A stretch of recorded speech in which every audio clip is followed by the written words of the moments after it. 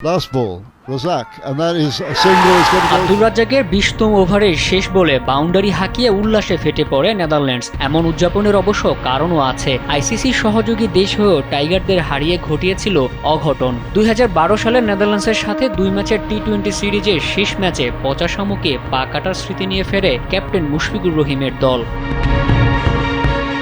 নেদারল্যান্ডসের মাটিতে চরম নাটকীয় ম্যাচটিতে শুরুতে ব্যাট করে তামিম ইকবালের 50-তে স্কোরবোর্ডে 128 রান দাঁড় করায় বাংলাদেশ। জয়ের জন্য শেষ ওভারে ডাচদের দরকার ছিল 10 রান, বাংলাদেশের প্রয়োজন 2 উইকেটের। ক্যাপ্টেন মুশফিক বল তুলে দেন অভিজ্ঞ স্পিনার রাজ্জাকের হাতে। শেষ ওভারের চতুর্থ বলে 6 হাঁকিয়ে ম্যাচের মোড় ঘুরিয়ে দেন নেদারল্যান্ডসের ব্যাটার ব্যান্ডার গাকটেন। পরের বলে উইকেট তুলে ম্যাচে ফিরে আসে টাইগাররা, কিন্তু শেষ বলের নাটকীয়তায় ম্যাচ হেরে যায় তামিম সাকিবের অভিজ্ঞ দল। এখন যে কোনো ব্র্যান্ডের পুরাতন এসি বদলে নতুন ওয়ালটন এসিতে উপভোগ করুন 25% ছাড়।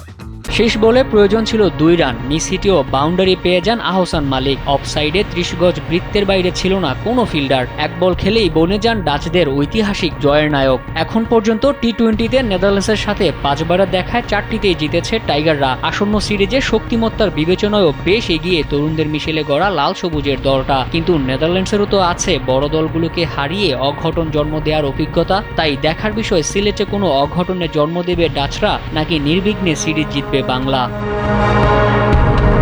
মোহাম্মদ মাসুম, কালবেলা।